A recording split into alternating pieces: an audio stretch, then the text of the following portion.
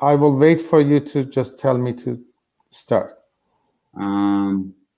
Okay, so I would like to thank you, Dr. Ali, once more for accepting my invitation. It's an honor to have you here. For those from Brazil that don't know you, you have a great experience in migraine surgery. You work with Dr. Gyron, and it's going to be very, very nice to have your talk. Okay, thank you, Dr. Robles. Can you see my screen right now? Do you see the talk? Yes, now we can see it. Okay. Thank you for setting up this webinar. I'm Dr. Tutanchi. I'm from Cleveland, Ohio. I will go over our migraine talk. I will share the important points that I have learned in the last 15 years to literally make the migraine surgery, it is already rewarding and more rewarding, and see how we can get better results, how we can handle the patient, and we'll go from there. I've been in this field for 15 years. Everything that literally I have learned here is from Dr. Gyron. He's the inventor. He's my mentor, inventor of migraine surgery. And on top of it, we are also partners. I work with him in his private clinic at Ziba Clinic located in Cleveland, Ohio. Overall, this algorithm is something that I use in my practice to deal with migraine patients. As you see, we start in the left-hand side with the patient selection. Then we go to the medical optimization, then trigger point selection, trigger point deactivation, postoperative management of the secondary sites, which is very common. Then sometimes it is necessary to go to again do a secondary site, and it comes again with the patient selection. I've seen most of the talks, they focus on the surgical part of it or the trigger point selection part of it, but I want to emphasize in this talk that how important it is to also select the right patient in the migraine surgery. I'm going to start with the patient selection. We have a classic criteria in the textbooks, chapters that you have seen. We always talk about patients who do not respond to medical treatment, which is very important, or partial response to medications, or people who have a side effect, professionals who cannot tolerate the migraine medications to perform their job, or medication interfere with daily activities, or some people who are going through cosmetic surgery or nasal surgery, and if they have a headache associated with that trigger point, we might be able to manage it at the same time. This is very true, specifically in nose surgery, because most of the migraine surgery done in the nose, they are literally functional nose surgeries, which should be done in any cosmetic rhinoplasty anyway. Around 4 or 5 years ago, I have a good neurologist, Dr. Ansari at San Diego. We presented our strategy to select the patients in International Headache Society in Spain, which is the summary of this you can see here. We suggested that every patient should be evaluated by a neurologist, headache specialist, again, as something that Dr. Gyron stresses on it all the time. Patients should be failing the medical treatment at least for 1 year, or the most important part was that absence of medication overuse headache. I'm going to spend some time on this MOH, because I think it's very important in my personal experience in the last 10, 15 years. We have to make sure that the MOH is not there and patients do not fall in that category. Then precise identification of the trigger points. I will give you some hints specifically about the trigger points that are very close to each other and might be confusing. Then doing the migraine surgery by an experienced surgeon. MOH, as I said, I'm going to spend some time on it. Is it the history of analgesic use in the patients who use these medications 2 or 3 days per week? Patients usually have chronic daily headache due to the use of this.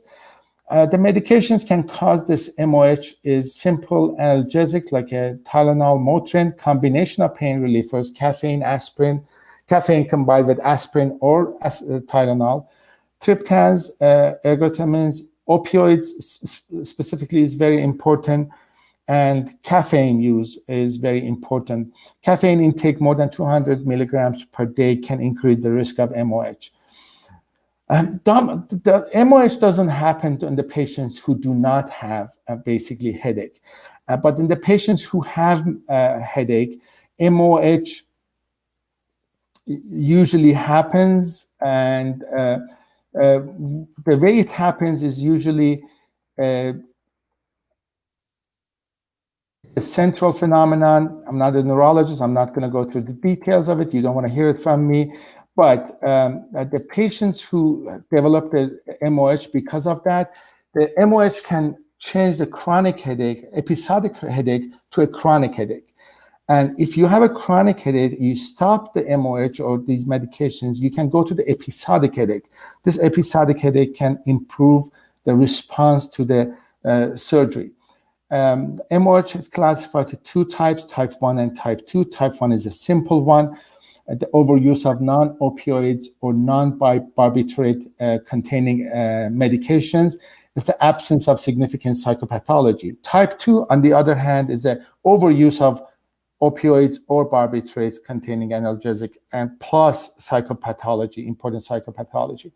Why MOH is very important? First of all, phenotype of the headache with the MOH could be confusing with the chronic headache because the location is misleading. Some of the MOH patients, they have occipital neck pain, which can be mistaken for the occipital trigger points. And also these headaches, MOH patients, they wake up in the middle of the night, which can be mistaken with the intranasal trigger point. And 2/3 to 3/4 of the patients with MOH, they improved their headaches. Their headaches are gone after removal of this agent. So if we report a patient, like a surgical cases, on the patients who had MOH, neurology colleagues or neurology society, they're going to have question mark about what we have done. They're going to question the results. They're going to say that this patient, even if you did the best surgery, the patients responded to it even, it is not going to be validated by neurology anyway, because they're going to say it could have been MOH and not the surgical patient, not the surgical outcome. And you see all of these patients, which is very common, over-the-counter medications can cause MOH. This is one important point that I wanted to stress in the beginning of the talk, so we know how important the patient selection is. The other very important part is that patient preparation. We need to prepare the patient for the long road. The example that I always tell the patients, I tell the patients that the migraine surgery is not like a gallbladder surgery, or it's not appendectomy. It is not that you take out the appendix or gallbladder and you're done. You're not going to have issues with this anymore. I always prepare the patients for multiple surgeries. I always tell them that you're going to have the surgery. We will see how you respond. Most probably, you're not going to have pain from the same trigger point anymore. It is very important to familiarize the patient with the concept of the trigger point, because patients might come back in 3 months and they might not even remember what part you did the surgery. It is important to have them to just fill out the questionnaire and the log and show them that they are not getting pain in the same area anymore. If you don't explain it to the patient, most of our colleagues or migraine surgeons, they are not in contact with the neurologist anyway. The neurologist or patient is going to consider this as a failure, and they're not going to come and see us. Of course, they're going to mark that patient as a failure, which is not. Literally, that patient doesn't have pain in that area anymore, and we need to go after the second trigger point. So that is how we complete this circle and go to the secondary site. If we don't explain this to the patient, we are going to lose the patient in the middle of this circle. So that is not going to, basically, it's going to be considered as our failure, which in practice it is not. In terms of patient optimization, again, all of this that we mentioned, most of it is about the medications that they take. On top of the medical issues that they have, they need to be optimized. Again, MOH needs to be stopped, narcotic dependency needs to be stopped, or we need to have a plan for these medications to be stopped postoperatively. Barbiturates are worse than all of that. Furosemide, unfortunately, is even prescribed for headache, which cause lots of dependency, and it can cause issues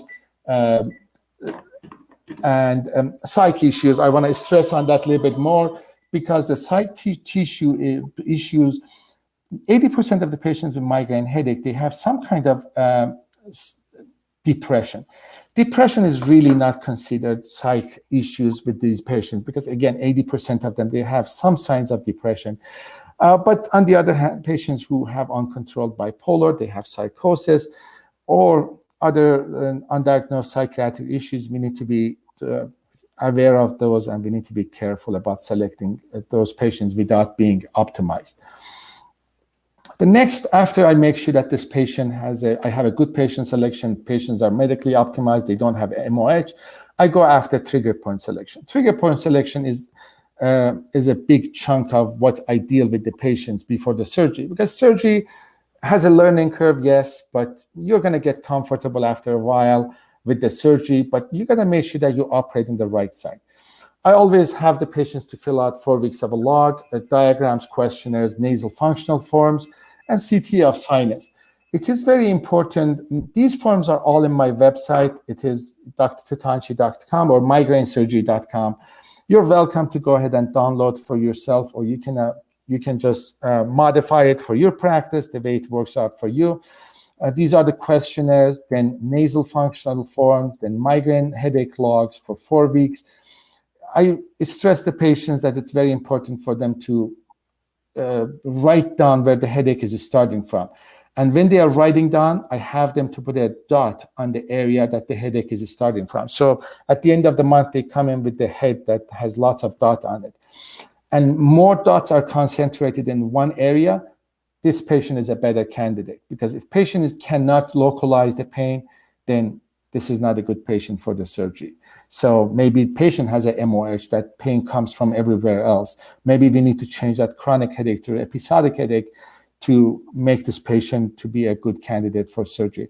Again, I document everything post-operatively and see how they have, and if the pain comes back, so we can go back and document and just show it to the patient.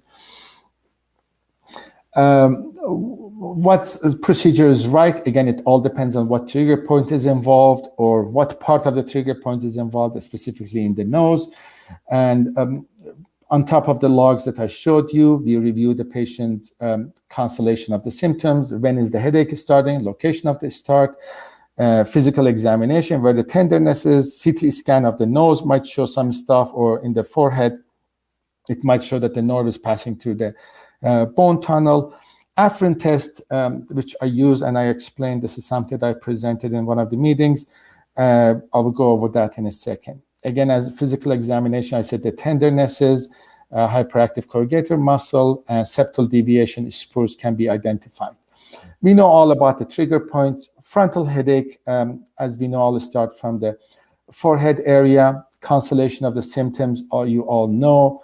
It's above the eyelids, at the level of the eyelids, and all of that, it's all documented. I'm going to pass some of the slides faster to focus on the areas that I want to deliver and stress more.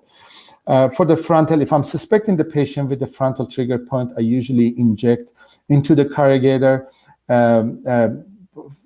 address both supraorbital and supratrochlear nerves. I start laterally, since corrugator is more superficial laterally, go deeper medially, and since corrugator and supraorbital and supratrochlear nerve, they pass through the corrugator anyway. So this simple injection can take care of the patient's question if the headache is starting from that area, and helps me to identify the trigger point better. And this slide was for one of my meetings in the neurology colleagues. It just shows how to inject the supraorbital and supratrochlear separately. So as you see, that injected supratrochlear and supraorbital nerves. Temporal area, again, these patients, they wake up with the headache. Temporal pain is in the temporal area. They have grinding or TMJ issues. Injection that I use for identification of this area to make sure that the pain is getting better. There is a hollowing in the temporal area about 16 to 17 millimeters from the lateral orbital canthus and 6 millimeter higher. But I enter laterally and go as a fan shape to not only block the main branch, also some of the side branches of the nerve. Rhinogenic, some area that Dr. Paulo asked me to stress a little bit more. These patients, they have their headache starting behind the eye. Patient usually wakes up with the pain in the morning. And I said in the MOH, those patients also wake up in the morning too. We got to make sure that we are not mixing up those two patients. Commonly, headache is triggered with the weather changes. Rhinuria can happen, or hormonal changes like a menstrual cycle can trigger this migraine headache from the nose. And patients usually describe this headache as exploding. These patients usually have a contact point and in the nose or concha bullosa that's triggering the nasal mucosa. Unlike the other trigger points, nose does not have any identified nerve, but it has very rich nervous supply. What can trigger this nervous supply? What can irritate this nervous supply and cause pain in the nose? Of course, the nasal mucosal irritation can happen by barometric changes, contact points, septal deviation, which has a contact point, or concha bullosa. CT scan will help, and also examination and nasal endoscopy. As you see in this CAT scan, the nose is contacting the side wall of the nose. And these are all, by the way, migraine patients which responded to the surgery. That's why I'm showing these x-rays. And after removal of these the septal deviation and spur, patient's headache got better. This is another patient which responded to the headache. And these are two cuts from the septum. The left one is more posterior. As you see, the spur is contacting middle turbinate, and the spur was contacting the inferior turbinate. It was a big spur, which responded greatly to the surgery. This is another contact point between the septum and inferior turbinate. This is a concha bullosa plus the spur contacting inferior turbinate. My theory about the concha bullosa is that, as you know, concha bullosa is an air trapped in the middle turbinate. Of course, it has an opening to the nasal cavity. Every time you have swelling of the mucosa, that air can entrap, and the air pressure changes can cause irritation of the mucosa. These are other patients, again, very complex concha bullosa on the left-hand side, and spur in the middle one, and a bigger spur. And by the way, this is all from one patient, which literally I did 2 weeks ago, and so far patient is doing great. They also have a great airway. Afrin is a nice diagnostic tool. This is something that we presented at our local meeting. I usually ask the patients to spray Afrin no drip. Drips don't spray all the way through, but Afrin no drip is a spray form, which sprays literally to the entire nasal cavity.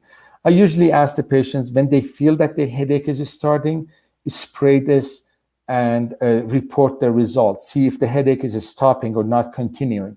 I usually give them this form. Again, it's my website. You're welcome to go ahead and use it.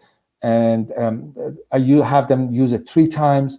And after 3 times, just report it to me. If patient has a positive CT scan, positive Afrin test, there's no question this patient is going to answer to the respond to the surgery. Before going to the other trigger points, just one point that I've noticed that the patients, when they have a strong contact point in the nose, sometimes they don't respond to the Afrin, because mucosa is literally out of question, because this contact is so severe that Afrin, although it is going to shrink down the mucosa, but it's not going to get rid of the pain, because it is literally poking into the turbinate. Occipital trigger points, again, I'm not going to too much focus on this one, but the nerve is usually 3 centimeters below and 1.5 centimeters lateral to the occipital tuberosity. The way I inject these patients is I inject 1 time for both sides.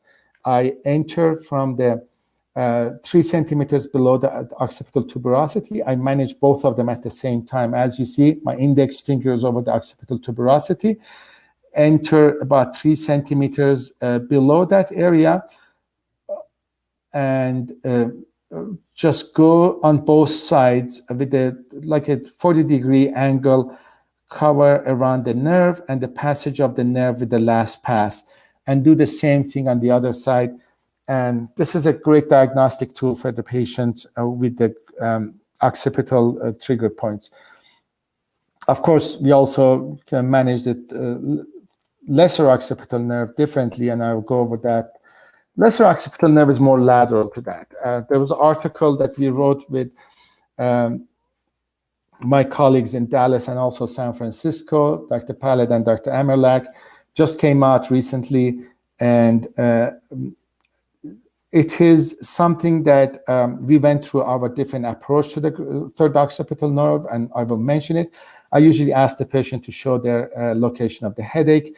The headache, if you focus in the big dotted line, big dot is the location of the pain. Closer to the ear, there's a mastoid tuberosity. That's a mastoid tuberosity. Medially, it is a sternocleidomastoid muscle. Literally, the lesser occipital nerve is lying in the groove laterally by mastoid tuberosity and medially by sternocleidomastoid muscle. And I will show you at the end of the talk, when we are talking about the surgical approaches, how to manage that. Auriculotemporal nerve is a little bit lateral to the zygomaticotemporal branch. You can have the patient show the pain location and Doppler it, because most of the time there is a positive Doppler sign because artery is passing through that area. It is a simple diagnostic test. Just get a very small 30-gauge needle, marked very superficial. This is very superficial injection compared to zygomaticotemporal. After 5 minutes, patient's pain goes away, and that's it. That's the trigger point. After making sure that we have comfortable patient selection, patient is optimized, so we have our trigger points. So if I'm confident about my trigger points, I operate all of them. If a patient is questionable or there's a financial issues with the patients or insurance approval issues, I usually suggest the patient to go with the most common one, the one that bothers the patient the most. Then we go through the surgery. Frontal one, again, you guys have heard, the goal is to remove the corrugator supracilii muscle, vessels around the nerve, and sometimes the bone tunnel or the bone, any bands in the supraorbital rim that might be triggering the nerve, and basically replace it with the fat graft. So it can be done endoscopically. Again, I will show a quick video about this endoscopic view, or it can be open.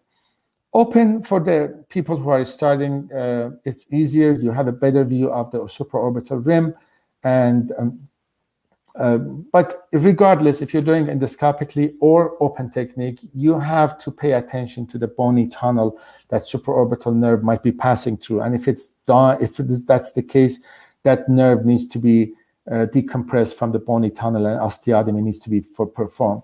When we are doing endoscopically, we can do a percutaneous osteotomy over there. Open technique, you guys are all familiar. Find the supraorbital nerve. As you see, separate the muscle. As you see here in the left-hand side, you see the supraorbital and supratrochlear nerve separated, and fat graft is replaced and closed. This is an endoscopic view of the same thing that in the beginning, as you see, the neurovascular bundle is there, separated, and fat graft is placed. And this is the supraorbital nerve. And this video, very quickly, I just want to show, this is exactly the same as endoscopic brow lift or forehead lift, with the 2 1 centimeter incision in the hairline on each side. We can go in, this dissection is done at the subperiosteal level, going all the way to the supraorbital rim. When we reach to the supraorbital rim, and as you see, we are slowly teasing the tissue of the periosteum and going deeper. And I make a nick or small incision over the periosteum and elevate that area and slowly go dive into the soft tissue. There's a this is a punch that we take the tissue out with. This is Dr. Gairan has an endoscopic forehead lift set from Black and Black that it's available. And with the punch and using a grasper, we move the tissue up and tease it until I see the nerves over there. As you see, the nerves are visualized right now. I'm removing more of the periosteal tissue over there. And by teasing the tissue and removing the corrugator muscle, I go around the vessels, remove the vessels, and now I'm removing the corrugator muscle. Now, after removing the corrugator muscle, I went behind the nerve, and this is a vessel that I remove slightly, and the nerves are there. Again, remnants of the muscles, and sometimes I can retract cephalically, and we can, and this is a vessel, as you see, I'm grabbing with the grasper and bovie it, because if you have a bleeding, it's going to be hard to visualize anything. So it is better to control the bleeding before going deeper. So as you see, the rest of the muscles are removed, and we are replacing it with the fat grafting. Few more seconds, you will see the fat grafting. This is a supratrochlear nerve on the other side. And as you see, supratrochlear nerve is much more superficial. And when you're coming endoscopically, you see the second. So this is a distance between the subcutaneous tissue and the nerve. And this is literally the time. As you see it, in the right-hand side is a supraorbital, left-hand side supratrochlear. And this is the distance between this subcutaneous tissue and these nerves. This is the space that we are going to put the fat grafting into. The studies done by Dr. Gairan showed that foraminotomy will help with the results. You can see this foramen in the CT scan and the left-hand side, as you see, and that it is better to just take it down. Temporal area, again, I'm going to focus mostly on the endoscopically. This is actually what I do. I do it endoscopically all the time. We put two endoscopic access devices in the temporal area. I prefer endoscopically. One of the reasons is that because you see the other side branches. In the studies that I did with Dr. Gairan a while back in 2005, literally 15 years ago, we showed that zygomatic temporal trigeminal nerve comes out of the deep temporal fascia about 70 millimeters laterally to the lateral canthus and 6 to 7 millimeters cephalic to the lateral canthus. So these are the dots, but as you see, the most important about there are other branches too. So if you go open with the upper eyelid approach or some other approaches, we can find it, but again, that's my personal preference. So this is the different passes of the nerve and communications. The goal of this trigger point deactivation is to remove the nerve and the vessels attached to it. Although it's been shown that the decompression of the nerve will help, but this nerve is too small. I've never seen a neuroma. I've never seen any issues by removing it, and we do it routinely in the cosmetic procedures and craniofacial procedures.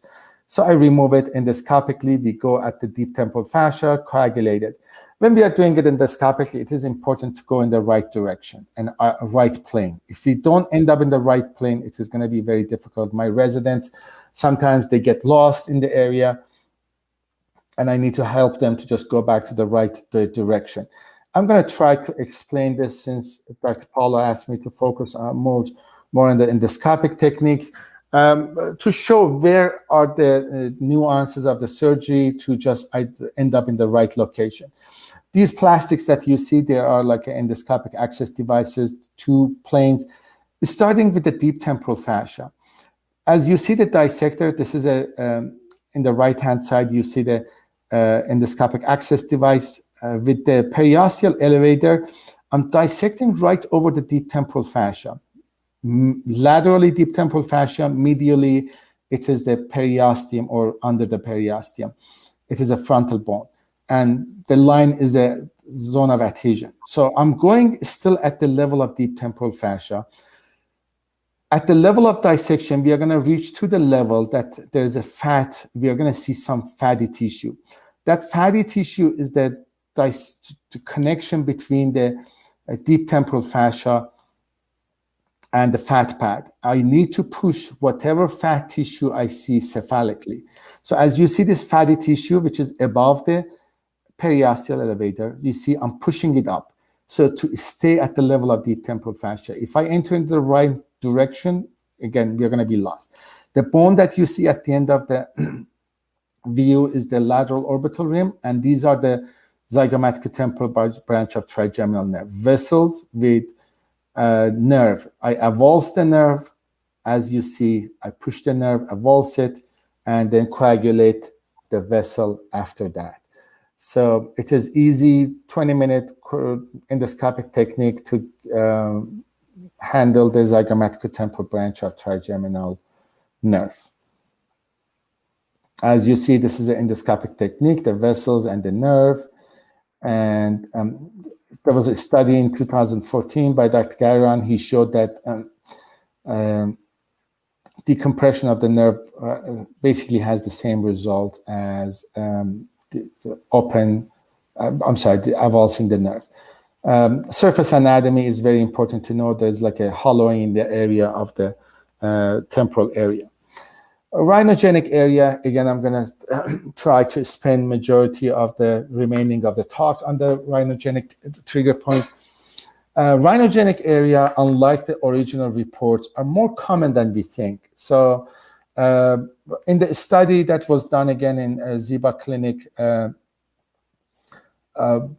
66% of the trigger points were migraine, like a rhinogenic one. It's very common, and it will help a lot to know how to handle this. And there's not a shortage of literature between the intranasal pathology and the headaches. I don't think we need to spend time on that. We have a very rich plexus of the nerve system in the nose. Although we can't see them, we can't identify them, but again, the entire mucosa is very sensitive and can cause headache if they get irritated. You see the connection of the trigeminal nerve to the nose cavity. The nerve endings that all go to the nose in some form or shape. What can irrigate this? We talked about this. Anatomically, the contact point, although contact point itself can be anatomic or physiologic, because you might not see it right away, but the patient mucosa gets bigger. You might have some contact point, which I call it physiologic contact point. And these patients usually have a paradoxical curve in their CAT scans because of that. Sinus lining inflammation, like infection, abnormal turbulence, they all can cause this issue. The most common issues in the nose are septal deviation, followed by the contact points, then concha bullosa. Nasal pathologies, we talked about this. I went through this in the beginning of the talk. Concha bullosa, paradoxical curve, turbinate hypertrophy, septal deviation, septal spurs. Septal polyps and sinusitis can also cause some headache and related with the nose cavity as well. Mechanisms we already touched a little bit in the beginning. We also talked about the Afrin test, which is very important to me in identifying, and also patients see that after using Afrin, their headache goes away, and they just, it's better for them to make a decision on the headache. Important thing is that some of the patients might like Afrin too much and they keep using it. We need to stress for the patients that it can give them a rebound nasal obstruction, so they should not be using it more than a few times, and just follow up with the surgery. We get the CT scan. We talked about constellation of the symptoms. Pain is behind the eye. They wake up with the headache, triggered by the weather changes, rhinorrhea, hormonal changes, and CT scan findings after we talked about. These CT scans we reviewed. I'm going to focus on the surgical part. What is the goal of the surgery? The goal of the surgery is to turn an intranasal cavity like this, which has a turbinate hypertrophy, contact point, septal deviation, concha bullosa, to a nose like this. We don't want to empty the nose too much to cause an empty nose syndrome, as our ENT colleagues stress on it a lot. So what we do septoplasty. We do turbinate reduction. I do it endoscopically. The turbinate, specifically inferior turbinate, I do a shaver, which I will show you, although it can be done by direct approach. And septoplasty is a very important. This is mostly a big talk by itself. I'm just going to show a video of an open technique. Closed technique for the septoplasty. This is a patient.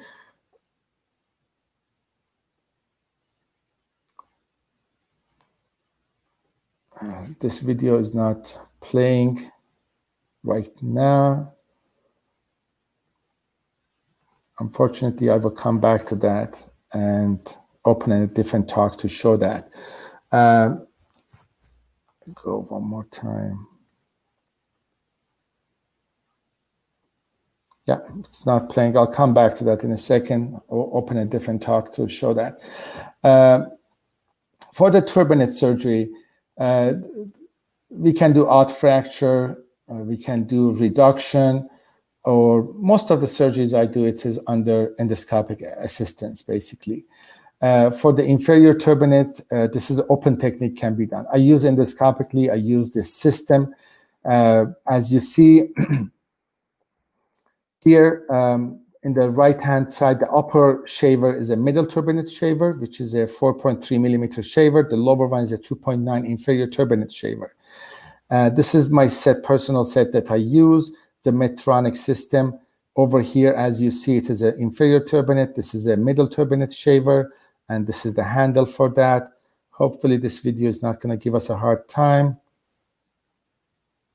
Unfortunately, this one is also giving us a hard time right now, which was working like it this morning. I will come back to these in a second. While we are answering the question, I will show the videos over that. And after surgery, we will put the stents, Doyle stents with the humidifier, nasal irrigation,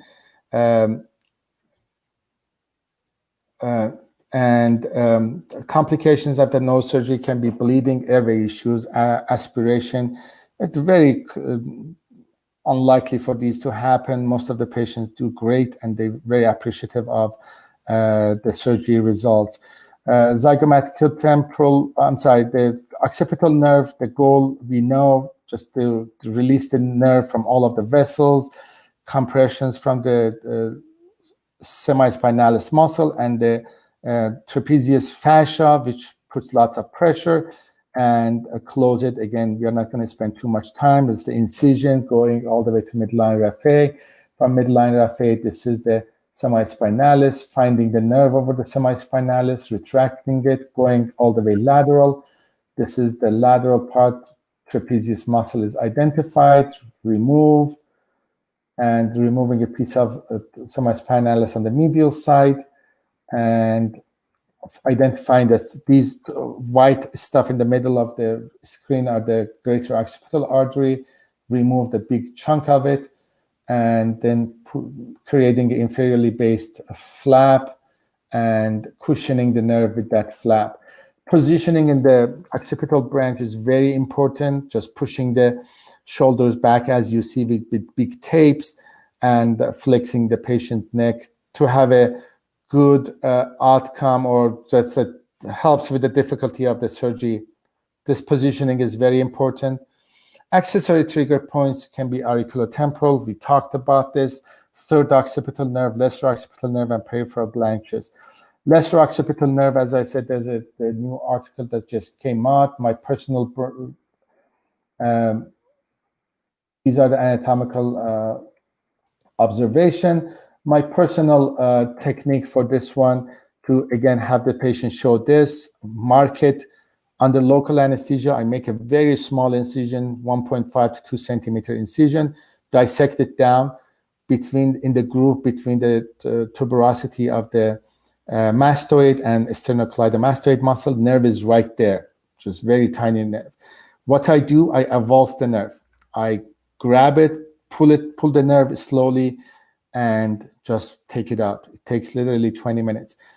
Some of my colleagues go with the incision inferiorly, and when you go inferiorly, in this article that just came out in PRS, spinal accessory nerve is there. So there's a small chance of injuring the spinal accessory nerve. As you see over there, greater occipital nerve, lesser occipital nerve is here, and lesser occipital nerve goes to the groove between the sternocleidomastoid and occipital tuberosity. So if you go lower, there's a chance of damaging greater occipital nerve, or which it might not be a big issue, but the spinal accessory nerve damage was cause lots of issues with the patient. Third occipital nerve is at the level of a greater occipital nerve. When you're dissecting down, you will see it. Sometimes you don't see it because it's very tiny, very small. And honestly, clinically, it has not been proven that it is too much relevant to the headache. But if you see it, we will take it out. Auriculotemporal nerve is in the hairline in the temporal area, lateral and much more superficial compared to zygomatic-temporal branch of trigeminal nerve. And we make a Doppler, find it, open it, tiny incision again. You will see the vessels and the nerve tangled to each other, separate them from each other. If the nerve is too big, I try to save the nerve. If it's small, I remove the nerve and artery, both of them. At this point, we need to make sure that the patients know about the surgical results. So when they don't respond or they have headache when the other part of the surgery, they're ready for the secondary surgery, and it's not patient marked as a failure. Alopecia is very uncommon from the complications. Temporal branch injury is very uncommon. I haven't seen it. Hematoma, sinusitis, scabbing, very uncommon. I have seen people who might have a little bit of an itching in the area of the surgery for a few months, which usually goes away, and scarrings are very small and minimal. Side benefits, patient might look better. When you're doing forehead endoscopically, you can just pull it a little bit. And if patient still has pain, this is the important part that we need to get them ready for. Some failures are not failure because we need to tell the patient this is a process. This is not a gallbladder surgery. Is the pain coming from the same trigger point? Again, we need to make sure that we diagnose the patient right.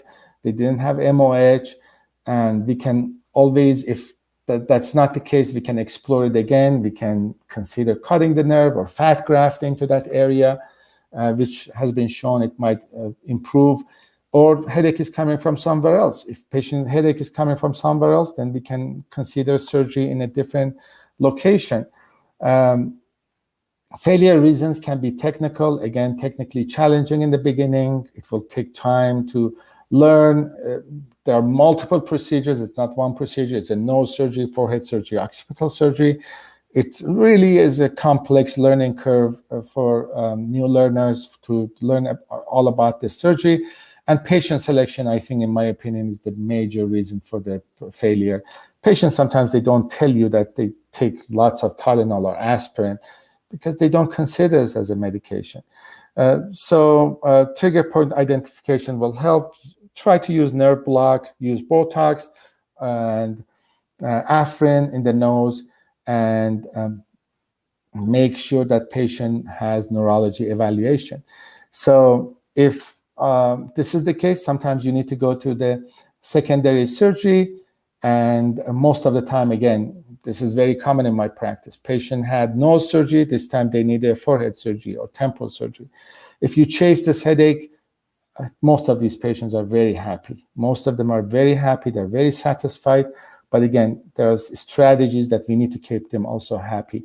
In summary, prepare the patient for possibility of long process. Proper selection is the key. Medical optimization, trigger point selection, proper surgery, and preparing the patients to repeat that circle again. Thank you very much. I'm gonna try to find the other videos, that two short videos, Paulo. And Okay. if you guys have any questions, I'll be happy to answer them. All right. Dr. Ali, in the beginning, you talked about medication overuse, headache, and so you do not operate on patients that have medication overuse, headache? That is correct. Okay. And how do you deal with those patients that they cannot get rid of the analgesic? You know, because some of them, I see that they have great difficulty to don't use analgesics because they have pain every day or almost every day. How do you deal with it? I have a good relationship with a few neurologists, because some of these medication overuse reversals they need actually patients to be admitted to the hospital. And this is a very critical point, to just make sure that patient has or hooked up with the neurologist. So that is the key point. I don't think it is in our specialty to stop that. And I always refer them to a neurologist, and we'll go from there. Okay. And how has been the relationship between the plastic surgeons and the neurologists and neurology societies in the United States about migraine surgery? Not good, not good too much. And I have few friends, neurology friends, and as we talked in the past, Paulo, I'm hoping that we can have another webinar with the neurologists to go over all of this. And I have basically kept some relationship with the neurologists that they help me. Overall, the relationship is not very good, but there are some neurologists, more younger and younger headache specialists, are coming on board that basically they are helping with the management of these patients. Okay, yeah, because here in Brazil, we don't have too many colleagues that do migraine surgery, and it's not easy, the relationship with the neurologist. I think that is the most difficult part for us to do migraine surgery. And the one thing is, don't select the patients to have MOH. If they have MOH, they really need to be off the migraine medications. So that is something that we need to careful. Honestly, majority of the patients with the MOH, they don't respond to the surgery. Mm-hmm. We have a question here from a colleague here in Brazil. Do you have frequent neuropraxis in site 1 surgery? And is that your most difficult site? How do you handle with neuropraxis? The issues with the patients, they get numb. Patients, they're going to get numb for a long time. I mean, they might have, I prepare them for the surgery. I tell them that you might get numb. Most of the numbness will come back in about 3 weeks, but they might last longer, up to 3 months. And there's a small chance that this might be permanent. So patients don't give me a problem with the numbness. But among all of the cases that I have done, I had 2 patients that they had very severe, I'm talking very severe itching, that I had to start them on medications. I consulted my neurology colleagues and I started them on some medications for itching. It took one of the patients 6 months and took the other one 8 months for the headache to go away. So it is something that it is important to keep in mind and prepare the patient for. Okay. Do you see rhinorrhea in some patients that have other trigger sites? I mean, during the headache, or just for site 3? It can happen. It can happen. Although my rhinorrhea is not my main criteria, like a diagnostic criteria. Okay. Rhinorrhea is not something that I focus on only to just make my diagnosis. It is not. I mean, it is one of them. That's why we call constellation of the symptoms. I don't just focus on that only. Okay. And if you could share with us later your Afrin test work, I think it's very, very interesting. It's good for us to talk to our patients about it. Okay, Afrin test is, I don't know about Brazil, but as I showed my pictures, there are two types of Afrins. Afrin comes in drop and spray form. If I'm suspecting a patient to have a nasal trigger point, I have them to use the Afrin test within 10 to 15 minutes of the retroorbital pain start. If patient has an occipital pain, it is not going to help, of course. If they are having retroorbital pain, they can use the Afrin and spray it. I usually tell them if you don't catch them within 10-15 minutes, don't use it. And they use it, they record the pain before and after use of the Afrin, what was the pain level. Then we go ahead and basically show to the patient that works. Some patients wake up with the headache, they cannot catch their headache within the start. For those patients, I tell them to start sleep, if the headache is starting every day, with their head elevated. That will also help their mucosa swelling, and also it's another diagnostic tool. Okay. And so in your practice, the rhinogenic site is the most common? Most common one. And one of the reasons is that, first of all, I do lots of rhinoplasties. And this is one of them, because I always ask about the patients about their headache. And my number one procedure that I do, as we were talking before this, is rhinoplasty. And we get, so as Dr. Gairan, so we get lots of these patients. And also we get lots of referrals for rhinoplasty headaches too. So that's why patients go talk to their families, they send, and basically we do lots of rhinoplasty, like a rhinogenic migraine. Okay. Just one last question, Dr. Ali. Have you been using fat grafting for those minority of patients that don't get complete relief from surgery?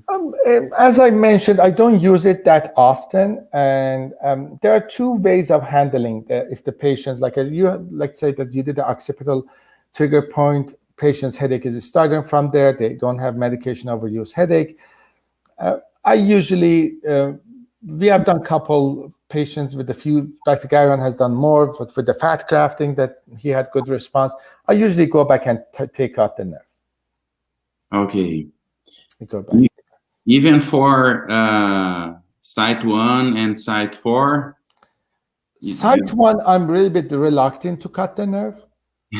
Honestly, it is, but there are patients that they are very desperate. Like I just operated on a patient, 400 pounds, had literally 15 migraine surgery in different places, came in, had lots of clips on it and around the nerve. I went in, just took out the clips. Some of the clips were just bothering the nerve and causing reaction.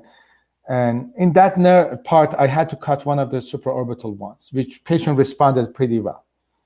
And I try to go to the cutting, my personal approach. Then I can't talk for everybody. My personal approach to cut the nerve rather than But those patients, when they get to that point, they are happier to be numb rather than having pain.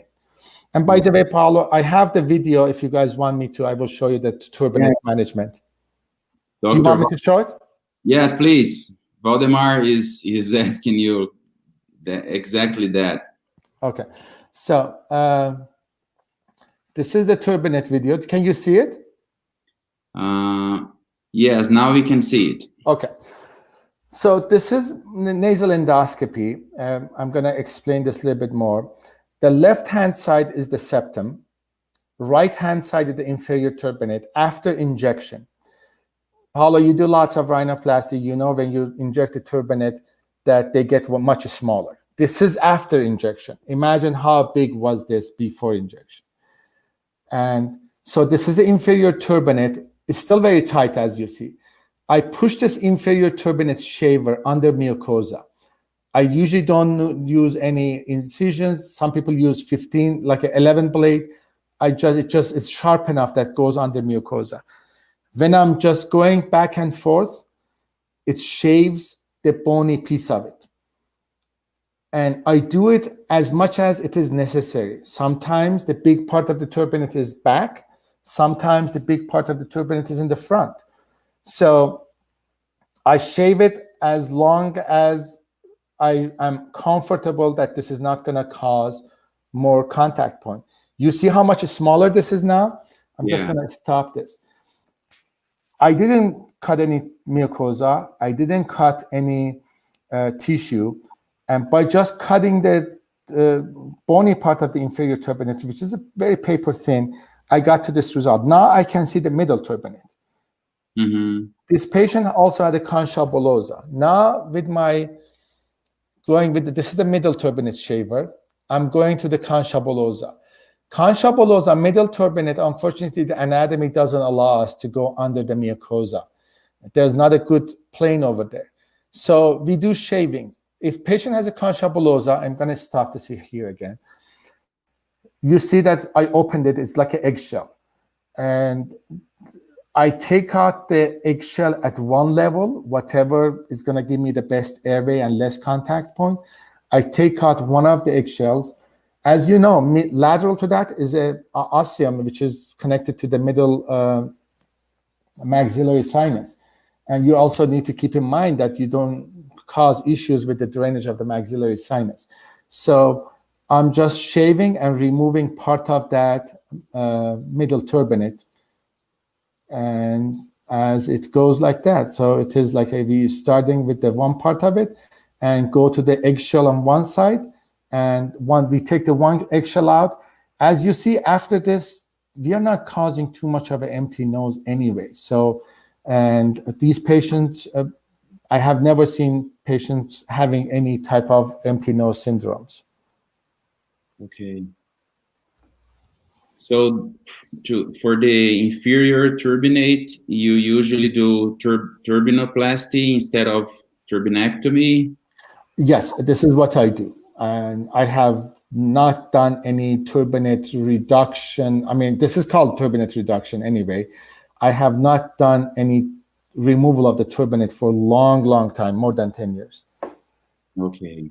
And again, some of those patients, they come with a dry nose. I mean, they come with a dry nose. So this is very simple technique, actually. It is, as long as it's available in your surgery site, it takes literally 5-10 minutes. Okay. Dr. Ali, I would like to thank you again for your time, for sharing your knowledge with us. If there is anything else that you would like to talk. Yeah, thank you very much, Paulo. Thanks for setting this up. Again, pay attention to the patient selection, whoever wants to start this surgery out there. I have seen patients that whatever trigger points you operate, they don't respond at all, zero. And when you go back and look at them, most of them, they have some type of MOH. So pay attention to that. And if you guys have any questions, forums, anything, just email me directly. I'll be happy to share them with you. Okay, thank you so much. And I hope this pandemic time goes away soon, so we can see each other in person. I'm looking forward to see you here, Paulo. If I come Okay. over there, I'll just call you. Oh yeah, please. We're Okay. it's gonna be a pleasure to have you here. Okay. Thank you. Have a good day. Thanks for setting this up again. Have a good day. Thank you. Bye Okay. bye. Take care. Bye.